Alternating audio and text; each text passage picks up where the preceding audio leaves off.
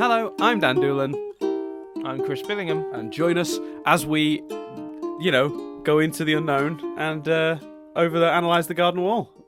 You can tell I forgot what I was going to say halfway through. Yeah, I don't know why you added to that. It was it's been pretty succinct. Try it again. Yeah, let's go again. Hello, I'm Dan Doolan, Hi, Chris Billingham here. and join us as we venture into the unknown and overanalyse the garden wall. There you go. There you go. Yeah.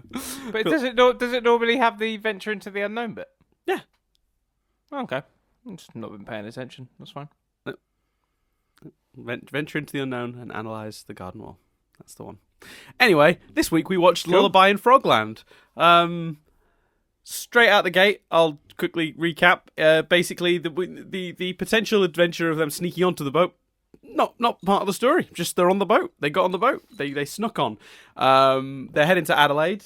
They're sort of Wirt's feeling wistful. He's feeling like their journey is coming to an end, which is a little premature. It's only episode 6, mate. This one had 4 more. Does he not know we got 4 episodes to go? Yeah, he clearly doesn't. And they get found out that they're on the boat and that they snuck on by the frog people that dwell on the boat. There's a funny little sequence where they run around, and then Wirt's cape grows 3 times its own size to do a children stacked on top of each other gag, where he's hidden under his own coat with George Washington, which is the new name for the frog's head sticking out at the top. Then they end up getting ushered onto the stage to play with the band, where he's forced to play the bassoon to maintain his cover. It turns out the frog can sing. Can't talk, but he can sing. And everyone's too entranced by his beautiful singing to be that bothered when the cloak falls off and Greg and Wirt are revealed. They make it to the other side of the shore, where it turns out a lot of those frogs were travelling just to hibernate into the mud. The whole time, Beatrice seems a little bit uncomfortable about going to Adelaide. She keeps sort of saying, like, are we sure you want to do this? And she tries to talk Wirt out of it. Once they get to the other side and they're sat around a campfire, she's kind of like, you're happy here. It sounded like you were miserable over on the, where you came from. So, like, let's, just stick around. You're a hero here. He's not sure, but he goes to sleep because she's convinced him not to go till the morning at least, because it's rude to show up this late at night. And he notices Beatrice leave in the middle of the night, so he follows her, and she goes to Adelaide, where it is revealed that she was helping acquire the 2 boys for Adelaide in exchange for a pair of scissors that would turn her and her family back into being humans, feeling betrayed. Really bullshit. We'll come back to that. I guess we'll have a whole discussion, I assume, about the twists and turns towards the end of this episode. But that's an interesting perspective. I lost my train of thought. Oh yeah, and they escape while Beatrice, who's clearly been having second thoughts, melts Adelaide with wind, with fresh air, while the 2 boys escape. They do not choose to wait around for Beatrice though, and when asked, Wirt responds, I shouldn't have trusted anybody anyway. And his plan is to go get them out himself. So then they wander off into the woods, and the episode ends. Initial sort of thoughts on the whole of the episode before we get into the nitty gritty of whose plans were what and what was where. Was Adelaide also voiced by John Cleese? Yes, I didn't want to give that away because I thought that's such a fun little bit of work. But he voices Adelaide as well. Yeah, I thought that was cool. I enjoyed it. It was a nice balance of some fun frog times. Yep. And then a bit of mythology, a bit of meat at the end. We got more meat than last week. I'm happy. Good. Do you feel like the show, like, because your concern in the last couple episodes has been like, I'm not sure the show knows it's ending in 4 episodes or whatever. You felt like the show hasn't been picking up the pace at the rate you feel it should, knowing the ending is in sight. Does this episode go some way to making up for that, or do you still feel that concern? No, in a way, I don't 100% know that it's the show's fault. More than anything, I don't think the show should be viewed this way. I would love to just watch the next 4. You do it in 45 minutes, and you'd get your conclusion. Yeah, it's true. there's less than, I think there is less to it's fine. At the end of the day, it's called over-analysing, so I'm happy to overanalyze, but I genuinely think there is, because it is only 10 episodes, it is a mini-series. I think there is less to go nitty-gritty and theoretical about than SU. Yeah, as in Steven Universe. Yeah, because I think... Because, yeah, I think that's true, but I think that's because Steven Universe obviously, had the time to sprinkle the mythology in over a much larger period of time, which led to more speculation as we were getting more teasers and hints, and they were building on each other. And obviously, it can't be a surprise to somebody to hear that, a show that's over 150 episodes long has a much deeper and much more discussion-worthy mythology and character arc than a show that's 10 episodes long. That just comes with the territory, right? That's just basic maths. Yeah. So, but with that said, though, I think the error here a little bit in our judgment was that maybe I think you're right for a couple of reasons. Maybe we should have watched it all and then analysed it all, because I will say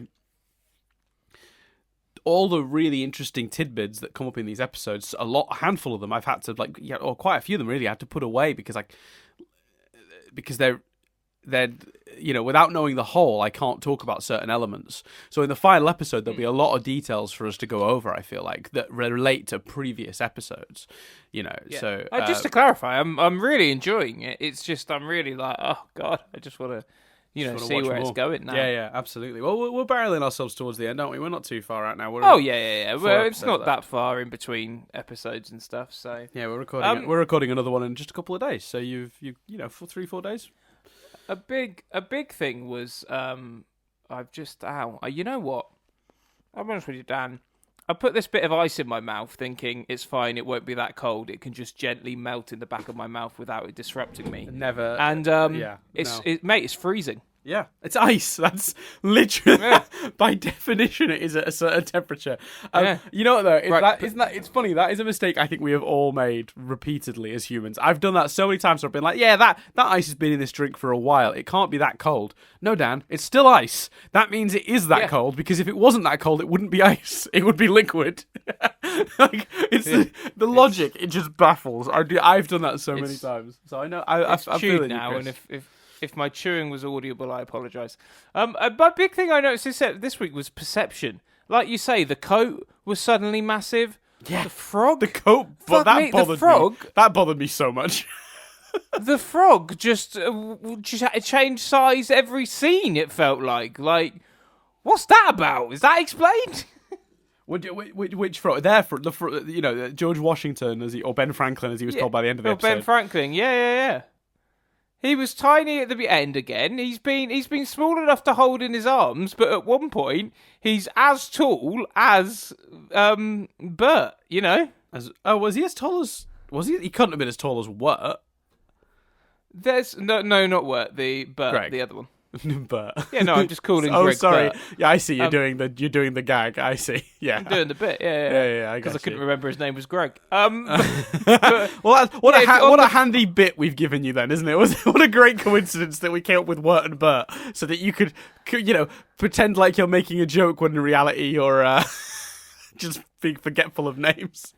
Did you notice him as big as Greg though on the boat? Am I going nuts? Do you remember which scene? Because I'm thumbing through it now. I've got it in front of me. On the one where they first realise that he's a frog in a frog's world and he's naked.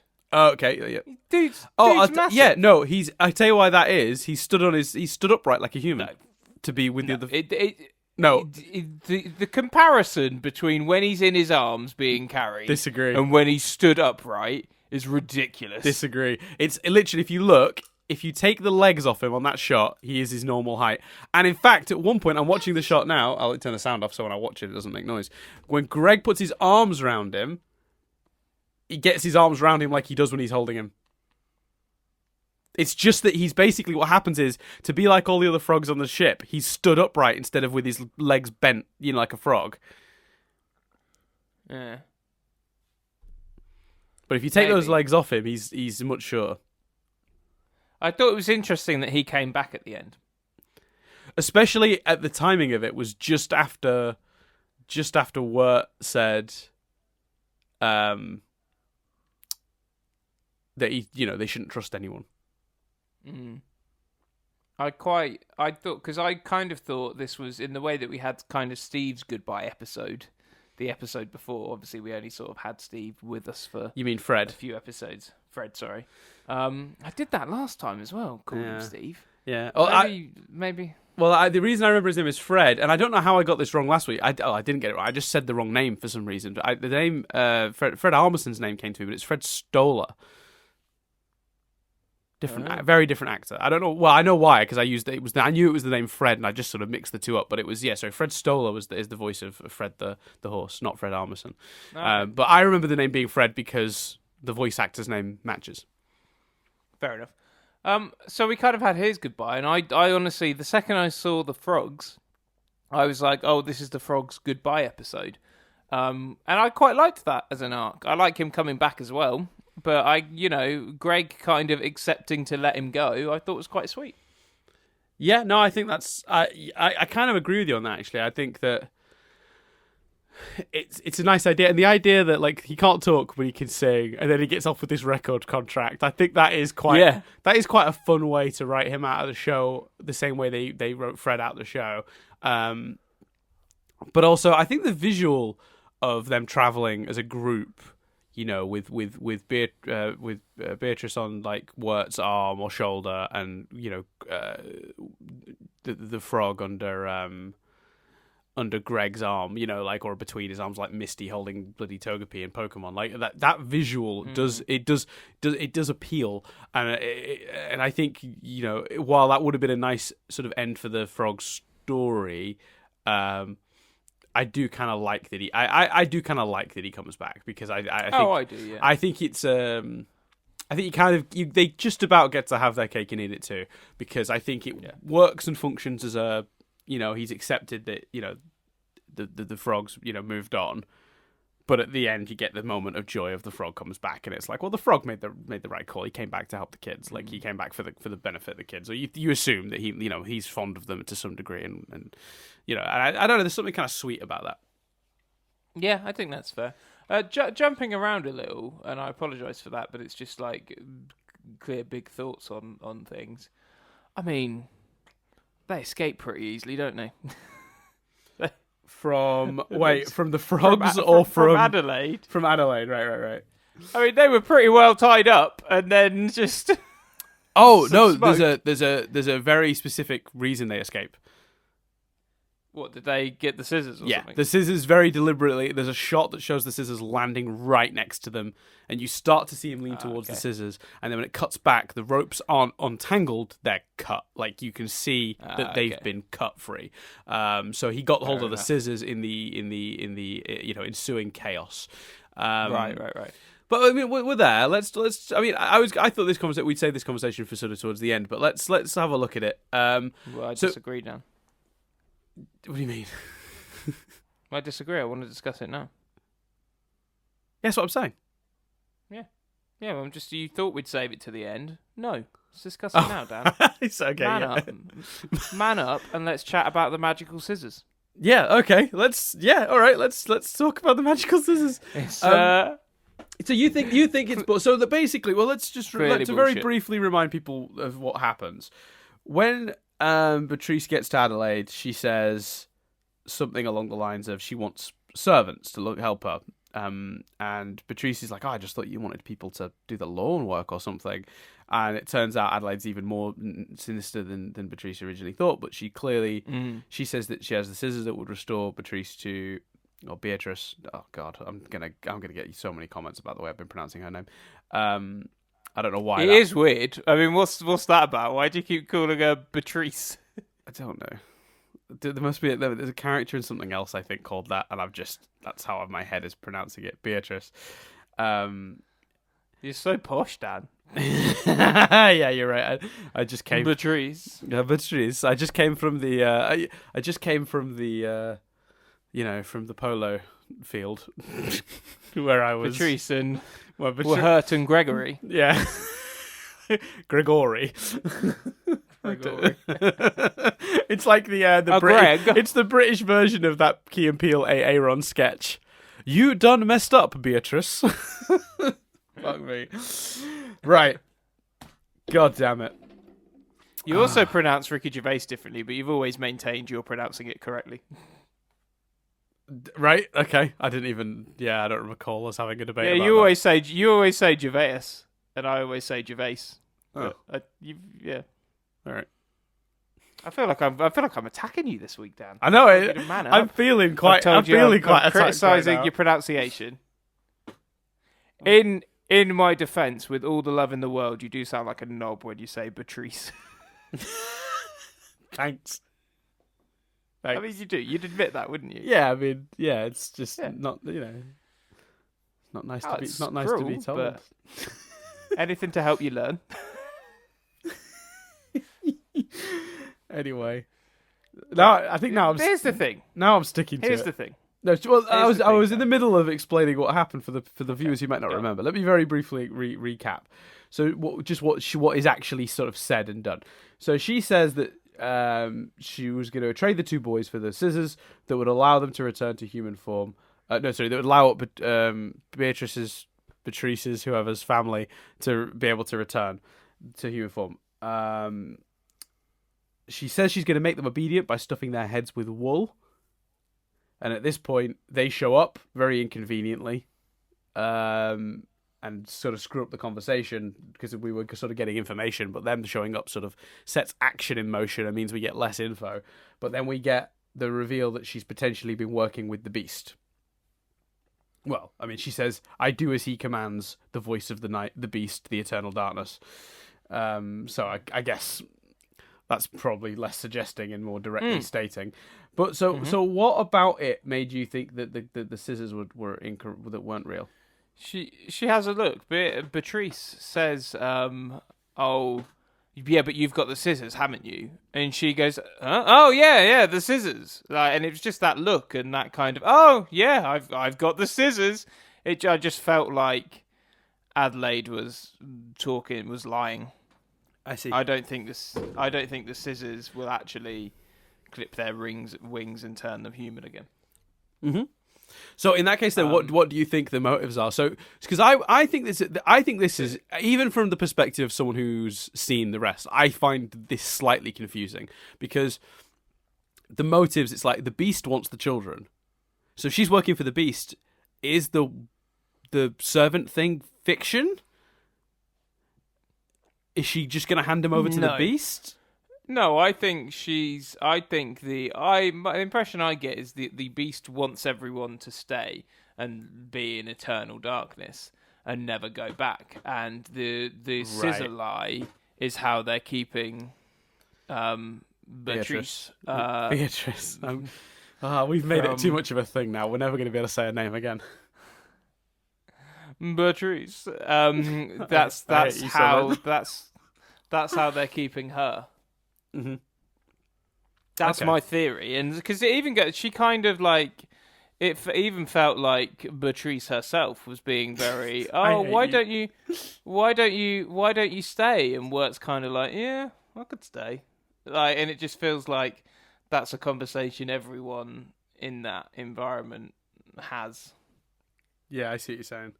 So you think that, like, from the Beast perspective, he doesn't care that they're going to be stuck there. He just wants to keep them in the unknown and not let them escape. Yeah, that's my working theory at the moment. Gotcha. So do you think then that this because the Beast has never talked about this, but the song that the people sang in the Hard Times at the Huskin Bee, I think that's what the episode was called. It wasn't, was it? Huskin Bee was the... I've forgotten which episode's which now.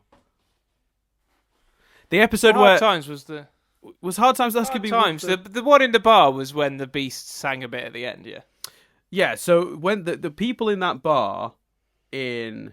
Songs of the Dark Lantern is the song I'm thinking of. Sorry, is the episode I'm thinking of. Songs of the Dark Lantern, which is the episode where they're in the bar singing and everyone's got a character type. They indicate their version of the Beast myth is that he wants children and wants to turn them into, I think, Edelwood trees. Oh, yeah.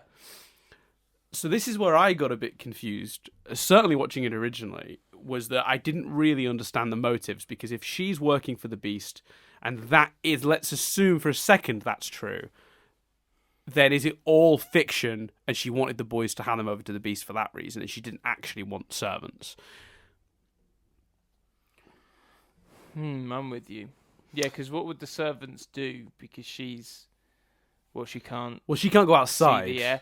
There was an awful lot of focus on the candles, which made me wonder about the woodsman and his daughter and the light and all that stuff as well. Mm-hmm. But I didn't really come to any conclusions. Do you mean like visual references to the candles? Because they didn't reference them by word. No, when Beatrice first goes into the I hate you so much into the room that now. It's gonna make it so much. It's gonna make it so much harder for me to call her Beatrice now. Now you're also calling her Beatrice. I've been working so hard to get that out of my head. I'm not, and you're making it so much more difficult. I'm not calling her Beatrice. I'm calling her Beatrice. Like it's fun. It's really fun to say. Like lollipop. It's a fun word to say. You know. Mm-hmm. Yep. Lollipop weather. Just keep in mind that every time you do that, I hate you a tiny bit more. Just keep that. But I feel like if it was the other way around, that would just make it even more entertaining for you. Definitely, which is why I fully expect you to continue pushing on with your bit. Yeah.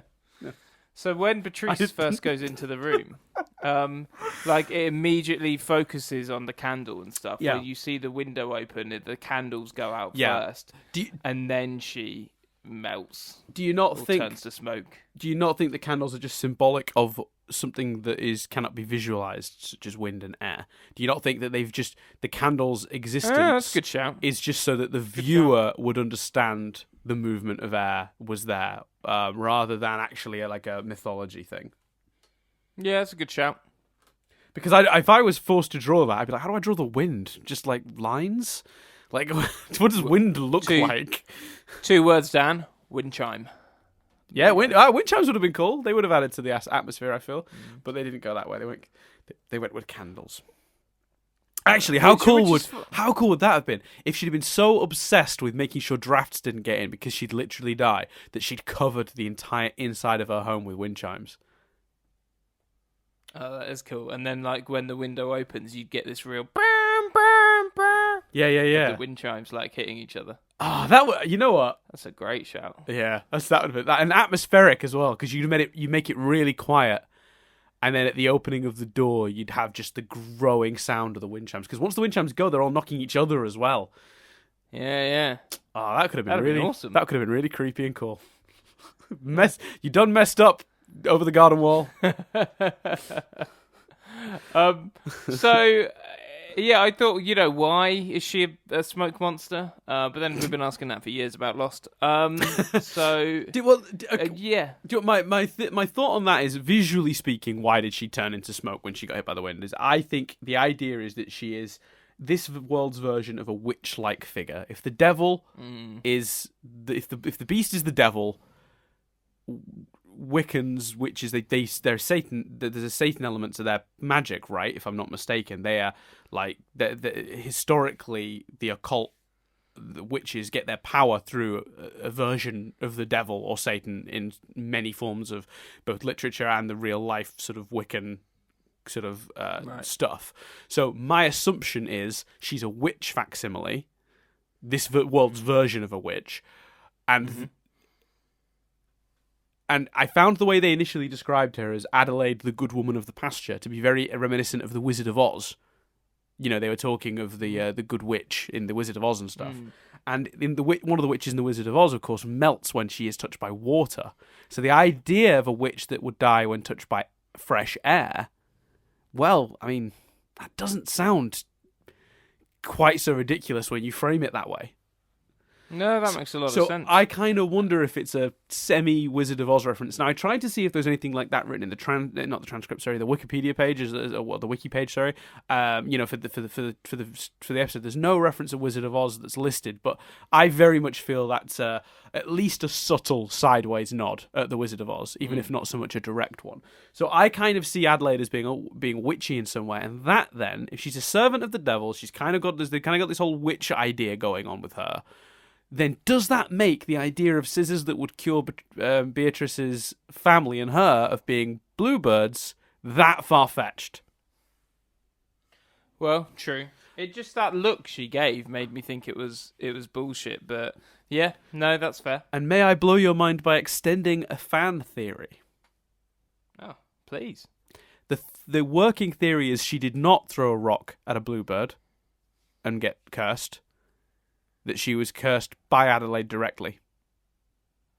Oh.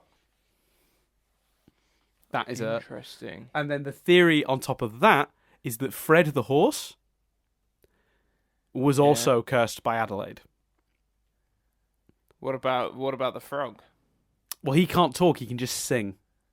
That's a bit of a curse, isn't it? Well, blessing or a curse, you can decide, I guess. But like, I get the impression he's learnt to mimic the sounds of singing rather than he can communicate with words like Beatrice or the boys, because I think he's never constructed sentences. It's like parroting. I get the impression he can make the noises, but he doesn't really know. He doesn't understand words. But what I think when I first read the idea that Fred was also turned, I was like, there's no evidence of that. That's ridiculous. They both talk, so they're both cursed. But there is two pieces of very clear evidence. First of all, he knew where Adelaide was.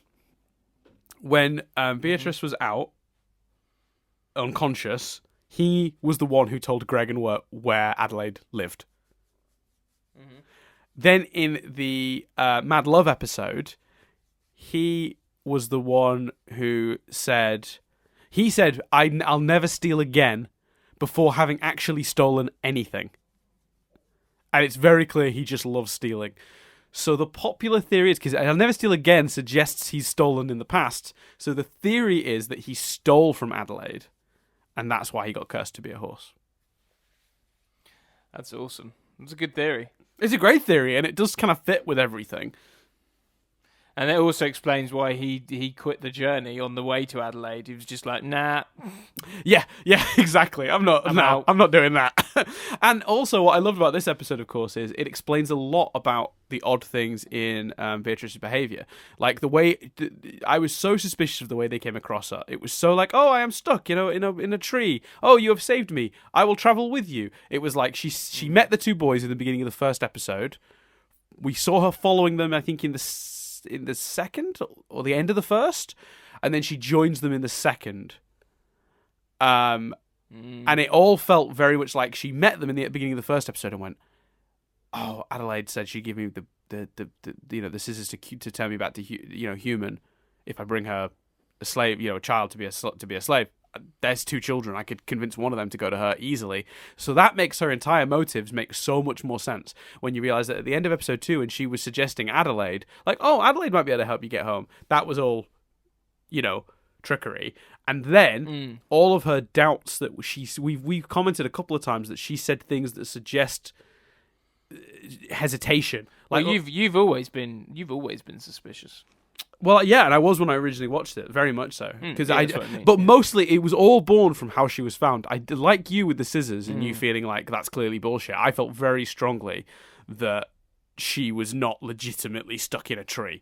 That felt very like, oh no, I am stuck. Help me, young boy. Oh, now I must help. Now I'm bound to you because you helped me and I gotta help you back. Because he gives her an out at the end of that episode and she refuses. Yeah, I remember that. Yeah. So, what I love about this episode is it really does clear up a lot of the motivations, particularly around Beatrice. Yeah, and it's done really well. And I hope they can be friends again, because you can tell that she's feeling guilty, and it seems almost out of character for Wirt to just be like, "Nope, we're done." Well, yeah, and that's what's crazy. She went there not to give the boys up, but to tell Adelaide, "No, I'm not doing it."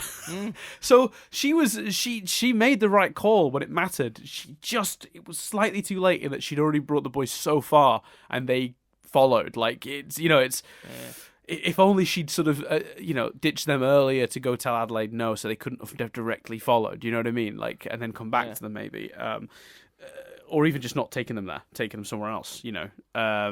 Yeah, but it's the story of, it's that age-old story of someone trying to do something bad and whilst doing it sees that it's wrong or, feels something for the people they've got to capture or all that stuff.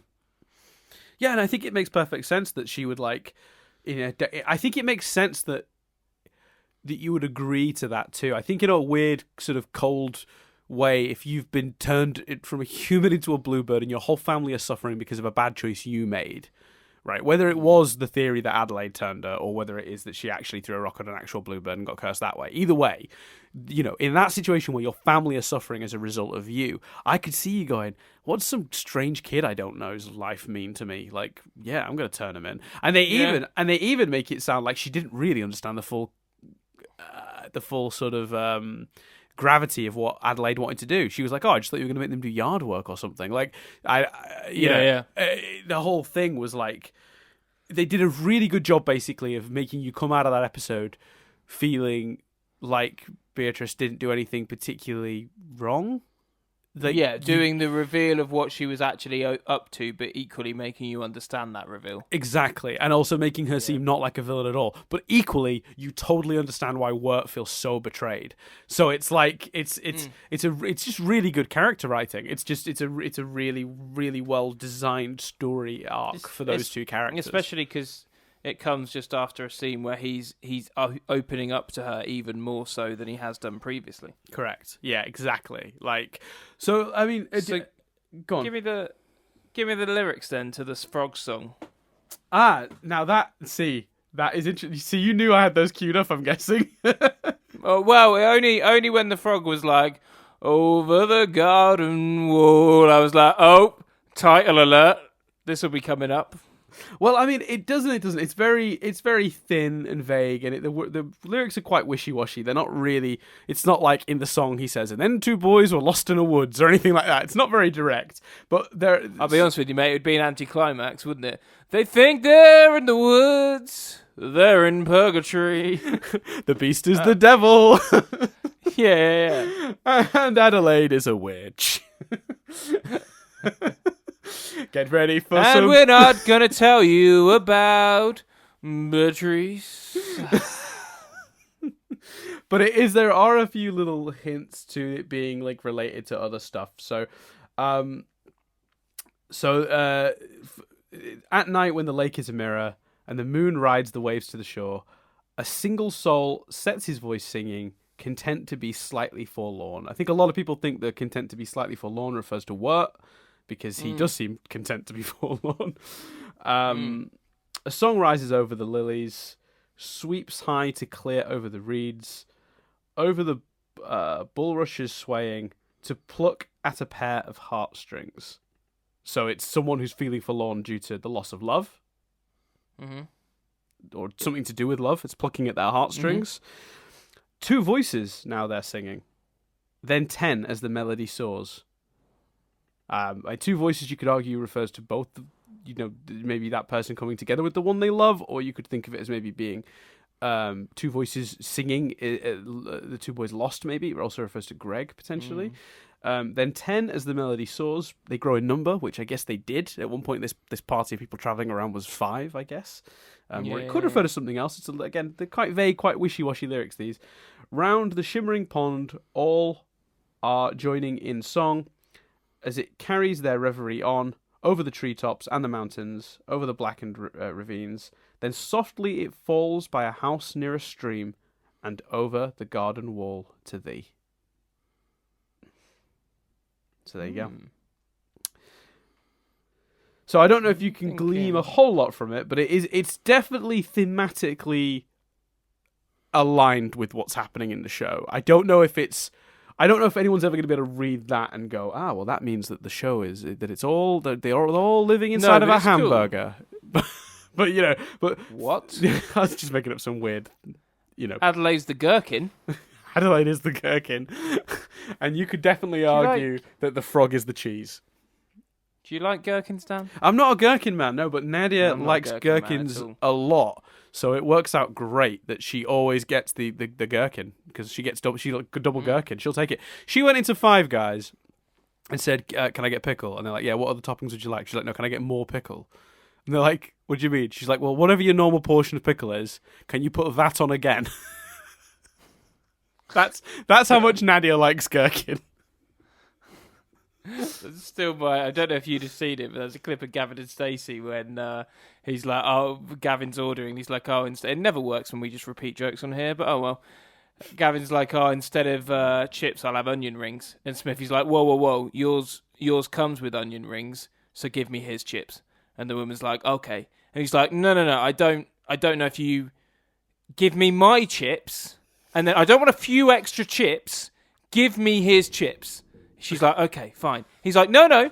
Before you plate it up, as you're about to bring both meals out, take his chips from his plate and put them on mine.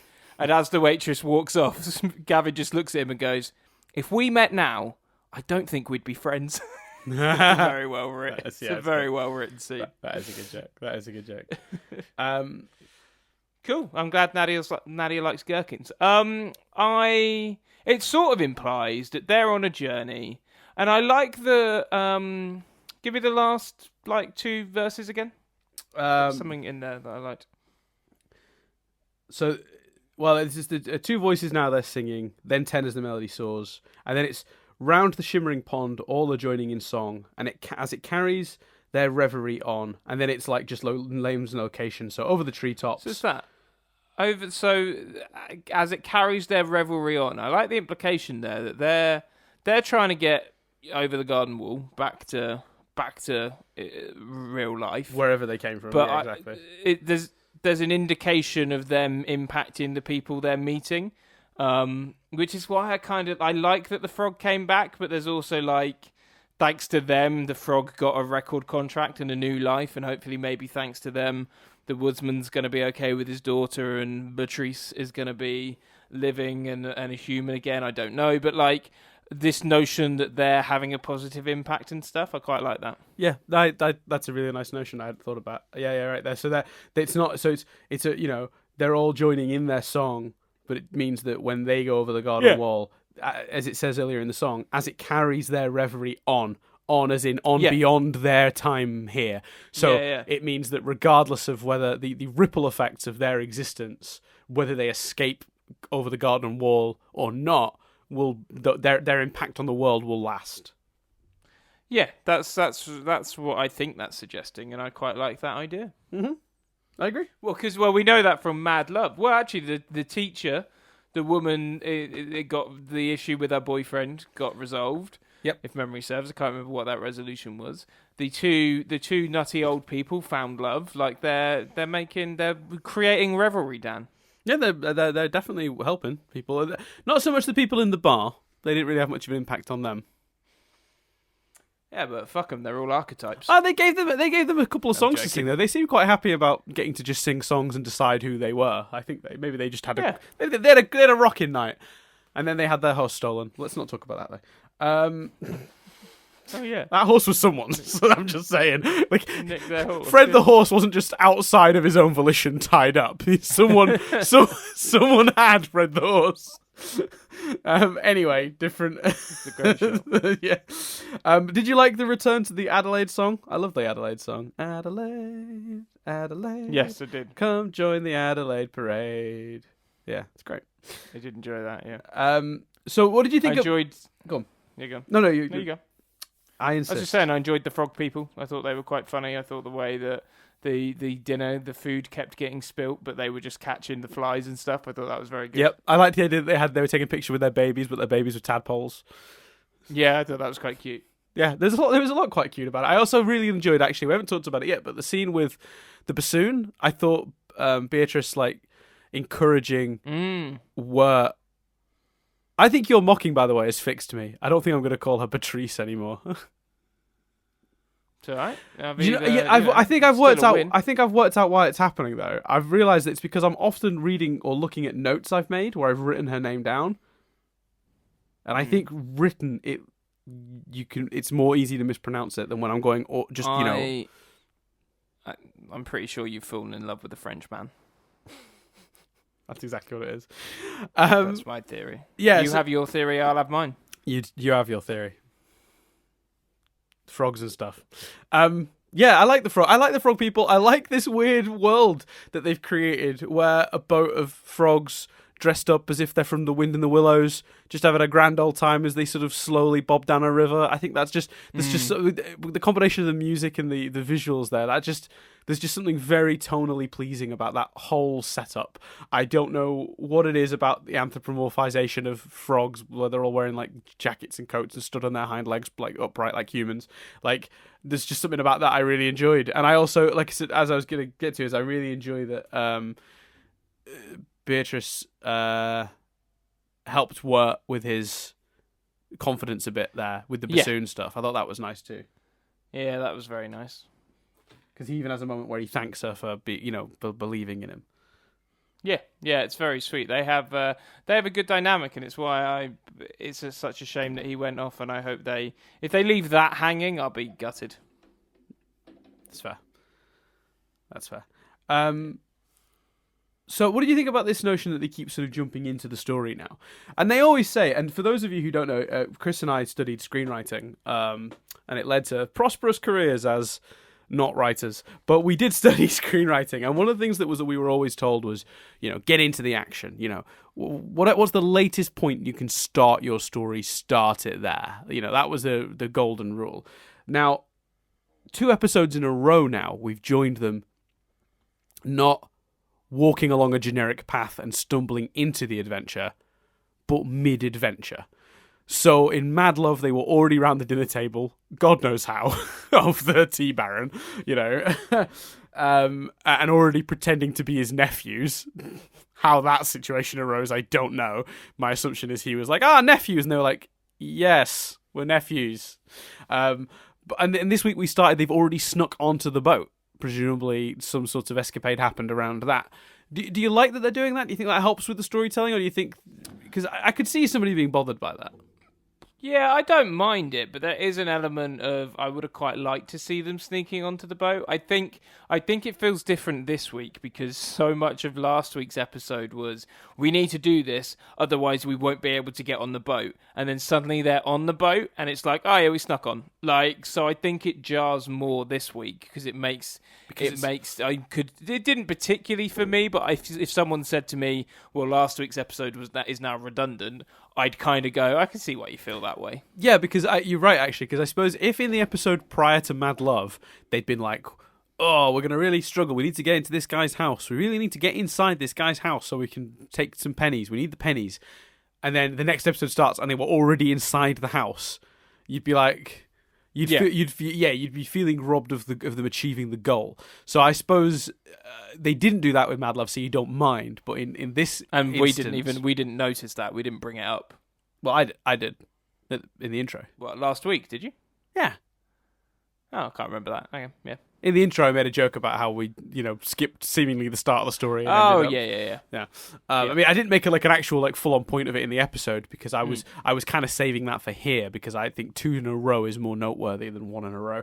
That's fair. You do it once, it's kind of like they cheated a little bit. I think I think they get away with it, and the reason I think they get away with it is because it's a 10-minute episode.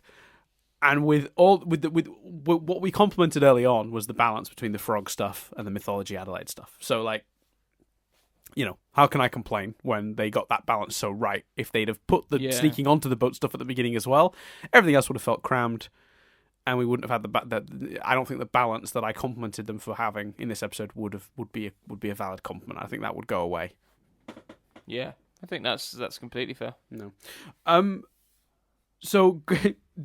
I found it very funny, but considering the character development we've had for Wirt, did you find him suddenly yelling at the people when they found them, that's because Greg's for all of them anyway, take him, not me, and then running away, was in character? So when they were found by the frog people, Thingy says, well, you snuck onto the boat, and he's like, well, that's because Greg for all of them anyway, and then he points at Greg, and he's like, take him, not me, and then he runs off. I found it funny. I think it was played as a joke. I think it would have gone back for him. The more their relationship thing I noticed as a result of the half relationship reveal from last week was when he's talking to Beatrice, and he's talking about he kind of says, "Oh, and then I was going to do this, and then Greg was there anyway, so he would have embarrassed me." And it's like, oh, there's not been as much growth as, as we think there's been. I actually wrote that quote down. Sarah and he's talking about Sarah. He's like, and then Jason Thunderburker shows up out of nowhere, or comes out of nowhere, and whisks her away. Plus, Greg was around. He would have embarrassed me even more. Yeah, that's what I mean. That element, I was more like, oh, that's a bit, So, what did you think about that reveal in general? Do you think did you find anything particularly? It's not really a lot more information, is it? It's we know there was a girl he had a crush on, but now I suppose we know that he was spending time with her, and her name was Sarah, and this Jason Thunderburker guy showed up and whisked her away, and Greg's presence made him feel self-conscious and embarrassed enough not to maybe fight back. Do you think that's a fair impression from the words he used there? Yeah, it's a fair impression. It implies some sort of party. Right. Yep. Why out or because why else? And I think we discussed that before. The implication being they were at a party. I feel like we may have. No, I might be wrong. Okay, I thought we discussed that something, or maybe it was the idea that they were somewhere in the first episode and then were lost. Maybe that's what I'm thinking of. Well, in the first episode, they seem to be a little bit. How did we get here? There's an element of that which is kind of we talked about. And their shock at there being a talking bird, we sort of formulated this notion that it's possible that they're obviously not from where they are. They're from a place where birds definitely don't talk. But nothing about it. Where did you get party from? What is that from this week specifically, or have you had that idea previously? No. It's from this week, and then as I thought the party thing, I was like, I think because we've done these episodes so long ago, I'm like, has that come up before? But I think what you've just said is correct. It's more the idea that they've ended up somewhere they didn't know. Mm-hmm. And maybe when I heard this quote and thought of the party thing, I went, oh, maybe that explains, you're at a party, you don't know anyone, you wander off, and suddenly you're like, wait, where the fuck am I? Mm-hmm. The reason I say party is because that, unless it's clearly, they're not, like, they weren't surprised it was night or anything. And the notion of he was talking to her and then the cool kid came along and swept her away, unless it's in the playground, which I suppose would also make sense because mm-hmm. that's maybe why his younger brother was there, because it's school or something. Mm-hmm. So they were like, oh, let's walk home, let's hop the garden wall, boom, we're stuck in the woods or something. Mm-hmm. Maybe school is better because he was like, Greg was there. Although equally, again, the idea of, I have to take my half brother to this party. Yeah, party or school. It just feels like that environment of. It's just the way he was saying it was like someone recounting the night before when they were trying to talk to the girl they liked. Yeah. At a party in the school playground, and then nothing, and then the cool kid came along. Yeah, Jason Thunderburker. That's a cool kid name, isn't it? Yeah. Thunderburker. Yeah, or Mark, who told everyone that I fancied Katie, as discussed last week. Yeah, what a dick, Mark. You might as well be Mark Thunderburker. Yeah, Mark Thunderburker, yeah. What a dickhead. I think he's a lifeguard now. So is it safe to say he's in better shape than you? Yeah, he's no doubt more physically fit and probably saved a few lives, so... Who's laughing now? Yeah, Mark. Dickhead. I'm doing a podcast. About a kid's cartoon. They take us you've very got it all seriously. Worked out, don't you, Mark? Yeah, Mark. Dickhead. I'm just going to keep uttering the word dickhead. I don't know. Thoroughly earn our explicit rating on iTunes. And you made fun of me and Katie, didn't you? But who watched her marry one of their best friends? I did. Who's laughing now? Yeah.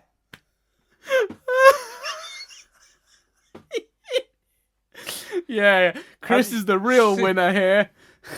Seeing them tomorrow, giving their child a birthday present. True fact. Is that true? I haven't got kids. Is that true? That's true. Oh, yeah, genuinely, it's there. They've got a little boy. It's his birthday tomorrow, so nipping around with the present. Oh, amazing. It's probably too late to mention this as well, by the way, but I have found a way to get this podcast on iTunes. That didn't cost me anything. Yeah, Mark, we're on iTunes. The reason I bring that up is just so if anybody's getting fed up of watching this on YouTube, you can get us on some of your favorite podcasting systems now. I think it's on Spotify even. Cool. There's potential. There's a free way to do it. I don't trust it in the long term, but for now the episodes are there. Yeah, Mark's not on Spotify. So there you go. All right, Mark's probably off in the. I think you know what? I think he might live in Australia, but I might have that wrong. Anyway, right. Let's get back to this. So, let's see. I'm just going through my notes to make sure we caught everything. No, I think we've actually. You know what? I think we've magically hit all the topics I wanted to talk about. Nice. Let me just do a little bit of triv then, I guess. Now for those you brushed off. What do you think of my schoolyard theory? No, I think a really sensible theory in a world where you've sort of we've come to the conclusion they're not from the unknown. The remaining, it seems pretty clear that they've come from somewhere closer to our reality because they immediately didn't recognize that birds could talk. Oh, the birds, yeah. Oh, I think so, definitely. So and they know something's weird. They know. Yeah. So in a world where that's true, you have to sort of assert then what the situation was that led to them escaping, and not escaping, but like stumbling into this situation, and that makes. I think both those scenarios seem equally plausible. I don't think one makes more sense than the other. I think there's maybe more character stuff you could do if it was a party. But equally, still at school, forced to hang out with your half-brother who probably follows you around, because there's no way Greg doesn't follow Wirt around at school if they're at the same school. If they, like in that reality, Greg definitely follows Wirt around, cramping his style. So, yeah, dude's got a teapot on his head, so... I mean, yeah, the teapot on his head. I mean, he's going to follow you around. Because he's definitely getting bullied. So yeah, actually, I take it back. They were probably in A&E. They were for all the bullying. They were. I don't know, because they were in A&E trying to get that fucking teapot off his head. Oh right, yeah. No, that's definitely the sort of thing they sort out in A&E. You show up and just like, I got this kid with a teapot, I'll sort it out. And then the doctors will grease it up. That's the official strategy for things stuck on heads, isn't it? Yeah, I think so. Should we do some triv? Oh yeah, if there is any. Now, this is so for those of you, because people are already commenting on the YouTube videos. There was no triv this week. Sometimes there's only one or two pieces of triv, in which case I work them into the episode rather than making it a segment. There's a handful today, enough for me to say we'll do it as one, because I couldn't slip them all into the actual discussion. I couldn't slip any of them into the discussion looking at it. So, sorry, guys, when there isn't a triv segment, but there is here. So the title Lullaby in Frogland is a reference to the jazz standard Lullaby in Birdland, which I think is a nice little reference. I think that's cool. The Ferry is called Mclaughlin Brothers Ferry, which is a reference to the Mclaughlin brothers who published numerous children's books between 1828 and 1920. Oh, that's nice. Yeah. That's a long time to have been publishing books, too. Yeah. Just short of Mclaughlin brothers. Yeah, just short of 100 years. That's incredible.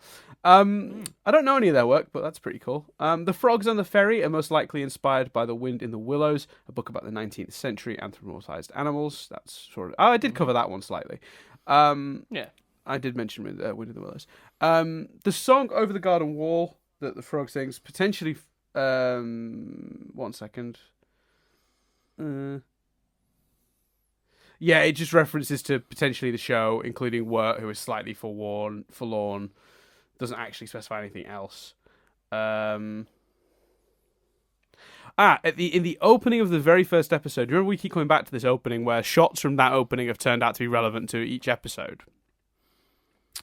Well, there was an episode of two children putting a toy boat into water, and the toy boat is exactly the boat from this episode. Oh, that's cool. Yeah. At the end of this chapter, Beatrice tells Wirt that he should... Go on. Maybe it's a literal pond. There's two kids put the boat there. They then got on the boat. Maybe if honestly, if Wirt and Greg have shrunk themselves in a Honey I Shrunk the Kids manner, and this series, and then our Honey, I Shrunk the Kids bomb is closer linked than I thought. I'm going to lose my friggin' mind. Yeah. Do you think you know what I thought at this point as well, actually? I thought there was a link to toys. Couldn't figure it out, but the boat toy plus the toy maker last week having made toys of the people in that bar, I was convinced there was some sort of link to that. But then I thought, if it's all in their imagination or something, then kids would imagine things with a theme of toys, wouldn't they? Because that's what kids do. Who said it's in their imagination, Dan? Me just then, as a posited theory. Well, you've not talked about that before. All right, well, okay. One of the many theories that you could reasonably have is that much of this is taking place inside the imagination of children. I would have thought that one would have been guess one for anyone watching this show. Well, no, guess one for me was purgatory. Yeah, it was. But that's because we did do a lot of discussion of the various symbols of death in the first episode. Yeah, I'm just intrigued about what your theory was at the time. So your theory was imagination, yeah? It's one of theories. I mean, again, I had no set, I think it's this theory as you do. Because, okay, keep in mind, I watched it all as one. But one of the... Let's not call it set, Dan. I might be about to switch the side of the bed I sleep on over to imagination. What were some of your other theories at the time? I mean, that it was kind of like the two core ones that we've got. You just described it as one of my theories, implying other theories. Yeah, there were multiple theories, but they were all they were loose and indistinct. So it was things like, oh, it could all be in their imagination. Oh, it could all be that they're playing with their toys and this is the story they're telling, but it's having relation to real life. Or it could be that they're actually lost in a real life woods, but have imagined the woods around them. You know, they've imagined the more magical elements of the woods around them. So they're seeing a bird and thinking it's talking, you know.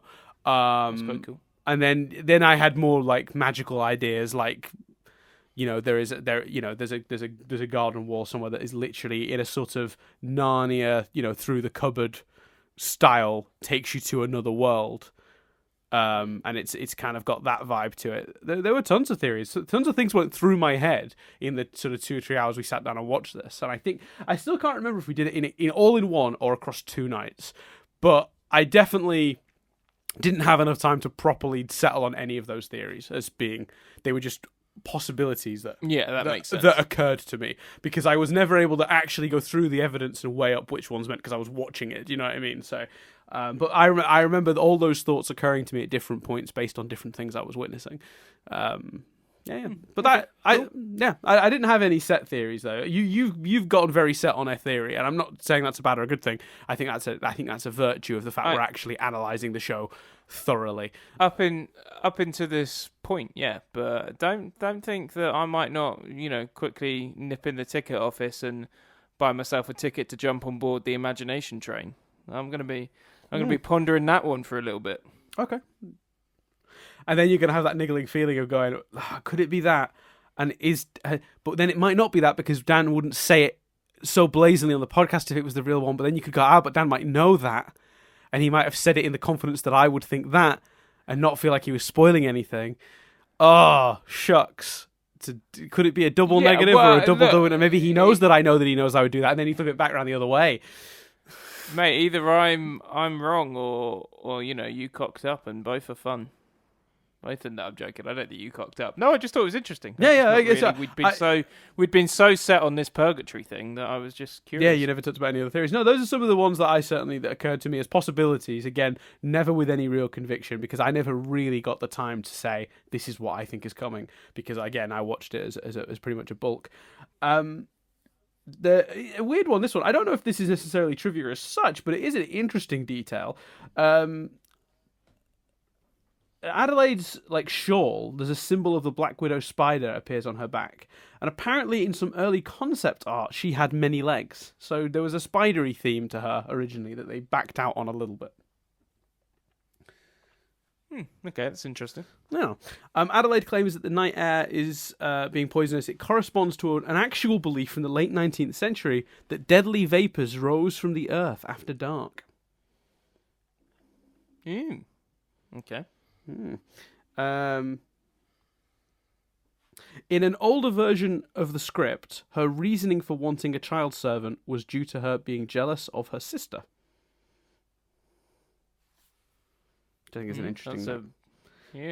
But I think that pushes that's a more detailed character bit than we kind of got. Yeah, and I think what's interesting about that is that sort of fits the witch aesthetic, isn't it? Because witches don't generally... You either get the very old lone witch, or they're in like covens, sisterhoods. You know, there's groups of them. Like they're very rarely depicted as just like one or two. It's often a set of witches, like a group of them, like a coven of sorts. Unless it's kind of like an older fairy tale, like a Hansel and Gretel type thing, where it's just one villainous figure. But it makes a lot of sense that she'd theoretically have a sister. But I thought it was interesting that was in an earlier version of the script. Yeah, it's interesting that they gave her that detail at one point. Mm-hmm. Yeah. So yeah, I think that's everything. Cool. So yeah, well, there's only one more thing to do. So hit me. Do you want me to punch you in the face? No, we're not going to play I'm Thinking of a British Comedian. God, okay. Right, all right. Hold for 1 second. Hold for 1 second. What, you need to look up British comedians too? I want to double check facts before you start asking me about the person's career. Because if you say what decade, and I can't immediately give you an accurate decade, well then I'll allow it. Yeah. Do you know what I mean? I don't want to throw you off with an inaccurate fact. You know. This is trickier than I thought.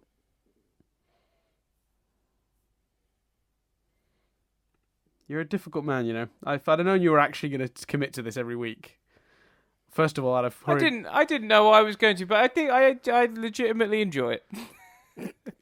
The question is, do the listeners? We'll find out when it's too late. Yeah, we will, because by the time they're hearing this, they'll be well done with us. All right, let's do this.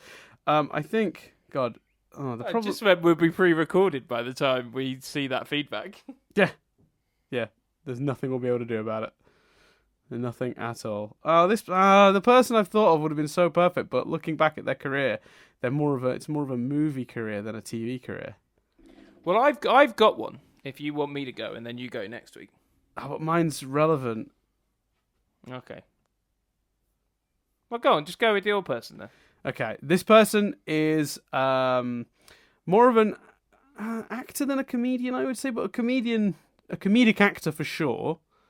Mm-hmm. Has appeared in several very popular movies. One would argue one of them cult status.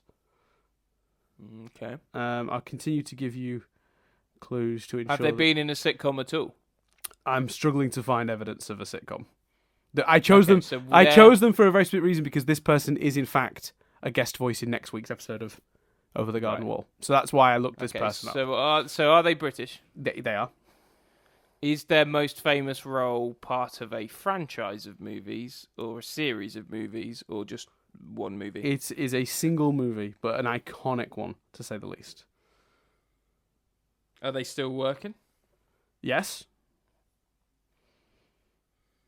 But they've had a very eclectic career. And they are British? British, correct. Is it Ray Winston? No. Comedic actor, keep in mind. What year is the film they're most famous for from? That's a good question. I believe 70s, but let me just check. 75. 1975. They played a character called Dr. Frankenfurter. In a 1975 comedy? Oh, that film, it's comedic. No? Not maybe directly a comedy. Okay. Got a hint of musical to it, if that helps you. They're also famous for playing an iconic horror character in the 90s, early 90s. And British. British. I might not know him, you know. I think I think maybe someone you're sort of only partially familiar with. Had cameo roles in Roseanne and a few other TV series. I'm trying to find some of them. Dinosaurs. What was the name of the iconic? Was the iconic horror character again just one single film? It was a 2-part film that they remade recently. It. Yes. So the guy who played the clown in the original. Yeah, I don't know his name. Sorry. When you hear the name, you'll go, yeah. Yeah, go. Tim Curry. Oh, fuck, yeah. Because he also did some stuff, I believe, for Monty Python, didn't he? Possibly, yeah. I do know what you mean, though. There you go. Tim Curry. He was the voice of It, and he was also in the Rocky Horror Picture Show as Dr. Frankenfurter. And he is of course, yeah. And he is a guest star in next week's episode of Over the Garden Wall, which is why I was so determined to choose him. Nice, good show. I was determined for it to actually be relevant. Join us next week when I'm less determined for that to be the case. Yeah. Sorry, I feel like I made that much harder for you by accident. No, you made it much more relevant. That's fine. Yeah, but equally made it harder, so I'm sorry about that. But anyway, thank you very much for listening, everyone. Tune in next week for when Chris does the same to me, and for some reason, this Over the Garden Wall podcast becomes about British comedy for a minute, for some reason. Yeah, I just want a massive thank you to everyone for listening so far who has. I don't know how this is going, obviously, because we're recording this ahead of time, but I'm assuming millions of views. Oh, without a doubt. Why wouldn't there be? Exactly. No, but our subscriber numbers have started to go up as the first episode or two have gone out. We really do appreciate that. People are subscribing for more. Again, you can now get this on iTunes, potentially, I think, Spotify. I haven't double-checked that yet. Also, if you like this, go check out our other podcast. We've got 2 of them. We've got Stephen University, where it's the same as this pretty much, except for, of course, without the best bit, which is we don't randomly discuss British comedy actors and their careers at the end of each one in some sort of weird guessing game that's completely irrelevant to the subject of the podcast. On that podcast, it's me that pronounces names wrong. All the time. Yes, correct. That's Stephen University, where we discuss each episode of Steven Universe, episode by episode, in a similar format to this. Although there's actually more trivia available on that one. So, Very true. Swings and roundabouts. The other podcast we've done, I should say, is Nothing But Static, which is a TV podcast where we discuss all the various things that go on in the world of television. We review TV shows, we talk about TV news. For example, in the most recent episode, we discussed Ricky Gervais's new show, Afterlife. We also discussed... what else did we discuss? Oh, Love, Death and Robots, which is an animated series. And Turn Up Charlie. Turn Up Charlie. And then in the episode that we've not yet recorded, but will be out by the time you hear this, so that'll probably be the most recent episode of the day. When this goes out, we're doing the Twilight Zone. The new Twilight Zone with Jordan Peele, and we're also going to be talking about all of the various announcements from Apple's TV conference when they've finally decided they're actually going to release the 1,000 to million shows they've been making all these years without releasing. They've just been sticking in a vault for some reason. So yeah. Well, kind of. There wasn't much new information in it, but there was enough to chat about. Yeah, I think so. So yeah, we'll be discussing that. So feel free to check us out over there. We're on Twitter at Nothing But Static without the G. You can join our Discord if you either ask me for an invite over social media. I'm at Dan Doolan, or you can on Twitter, that is, and on Instagram I'm at that Dan Doolan, but no one really follows me there. I only post occasionally, but feel free, I guess, if you want to get the invite, you can do it through Instagram if you want. What else was I going to say? Oh yeah, so you can get on the Discord that way, or you can go to Patreon and support this channel and the stuff we do, and that's patreon.com/nothingbutstatic. Once you join there, you get sent an invite link that you can then use to get into the Discord. And when you're on the Discord, you get the perk of having a special golden yellow name that tells everyone that you're clever and good and gave us money. Way. And there is now a special patron channel, only channel, where just the patrons can talk. Amazing. I called it the Yellow Lounge because their names are yellow in discussion. Nice. No. Nicely done. I thought so. So yeah, that's everything. Thank you very much for joining us. I've been Dan Doolan. I've been Chris Billingham. And we'll see you again next week as we venture into the unknown and overanalyze the Garden Wall.